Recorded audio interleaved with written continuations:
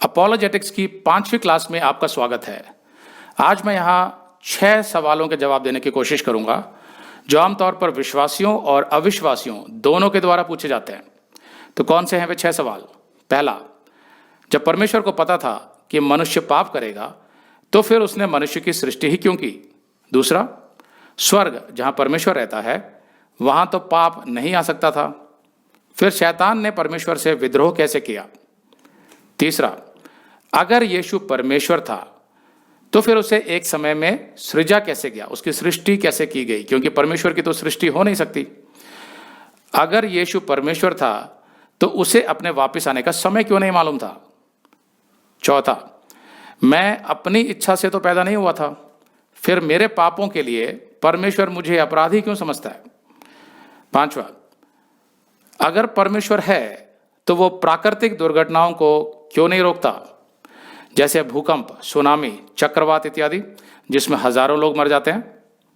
अगर परमेश्वर है तो वो बलात्कार को क्यों नहीं रोकता, खासकर छोटी लड़कियों के? तो ये हैं आज के 6 सवाल। जितना हो सके मैं इन 6 सवालों के जवाब देने की कोशिश करूंगा, लेकिन अगर कोई सवाल बच जाता है समय के अभाव के कारण तो फिर मैं अगली अपोलोजेटिक्स क्लास में उसको समझाऊंगा। तो पहला सवाल, जब परमेश्वर को पता था कि मनुष्य पाप करेगा तो फिर उसने मनुष्य की सृष्टि ही क्यों की? आमतौर पर क्या होता है, जब आप किसी को सुसमाचार सुनाते हैं तो जिसको सुना रहे होते हैं संभावना इस बात की ज़्यादा होती है कि वो हिंदू धर्म से हो, क्योंकि हमारे देश में ज़्यादातर हिंदू हैं। तो अगर वो आपसे ये सवाल करता है तो आप उससे ये पूछिए कि भाई पहले आप बताइए कि आपके भगवान ने मनुष्य की सृष्टि क्यों की, क्योंकि आपके भगवान को तो पता था कि मनुष्य पाप करेगा। ये सवाल उससे करना क्यों जरूरी है मालूम है? क्योंकि अपोलोजेटिक्स, जिसका अर्थ होता है प्रत्युत्तर देना और अपने विश्वास को डिफेंड करना, उसमें यह आवश्यक होता है कि जो सवाल पूछ रहा है वो अपने माइंड में बहुत क्लियर हो कि वो सवाल क्यों कर रहा है, और उसके माइंड को चुनौती देना बहुत आवश्यक है ताकि उसके मन में कुछ ऐसे सवाल उभरें जिससे उसे अपने सवाल का जवाब सही रीति से मिल सके। इसलिए पहले आप उससे पूछिए, उसके बाद उनको बताइए कि भाई बाइबल के आधार पर परमेश्वर को मालूम था, सर्वज्ञानी है वो, कि मनुष्य पाप करेगा, फिर भी उसने सृष्टि की। उसके जो कारण हैं वो ये हैं। उसके पास 3 ऑप्शंस थे। पहला, कि जब उसे पता था कि मनुष्य पाप करेगा तो वह ये निर्णय लेता कि भाई चलो मैं कुछ नहीं बनाता, कोई सृष्टि नहीं करता, मनुष्य को ही नहीं बनाता। एक तो ये ऑप्शन था, लेकिन उसका क्या अर्थ निकलता है? फिर तो कुछ भी नहीं होता। दूसरा ऑप्शन यह था कि वो मनुष्यों को रोबोट्स यानी कठपुतली बनाता, मशीन बना देता और उनको प्रोग्राम कर देता, चाबी दे देता कि वो कभी पाप नहीं करेंगे, हमेशा अच्छे काम ही करेंगे। परमेश्वर ऐसा कर सकता था और सारे मनुष्य वैसे ही होते, लेकिन उसका भी क्या अर्थ रह जाता, क्योंकि उसमें मनुष्य अपनी इच्छा से कुछ नहीं कर पाता, उसमें फ्री विल नहीं होता। तो पहली बात तो वो जीवन का आनंद नहीं ले पाता, क्योंकि सब कुछ तो पहले से प्रोग्राम किया हुआ है।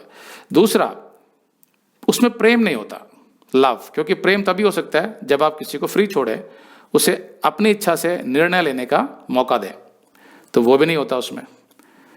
तो उस प्रकार की सृष्टि का भी कोई अर्थ नहीं निकलता। जो तीसरा ऑप्शन है वो है फ्री विल का, यानी जब परमेश्वर ने सृष्टि की उसको पता था कि मनुष्य पाप करेगा, लेकिन फिर भी उसने मनुष्य को फ्री विल दिया। अगर आप ये संदेश पूरा देखना चाहते हैं तो आप इसे हमारे वेबसाइट hindiBiblestudy.com पर देख सकते हैं। यह वीडियो हमारे अप्रैल के वीडियोस में अपलोड किया हुआ है, तो जिनके पैकेज में भी अप्रैल का महीना है उनको ये वीडियो उनके माय अकाउंट में अप्रैल के वीडियोस में मिल जाएगा। अगर आप हमारे वीडियो फोन पर देख रहे हैं तो अच्छी स्पीड के लिए कृपया गूगल क्रोम या मोजिला फायरफॉक्स ब्राउजर इस्तेमाल करें।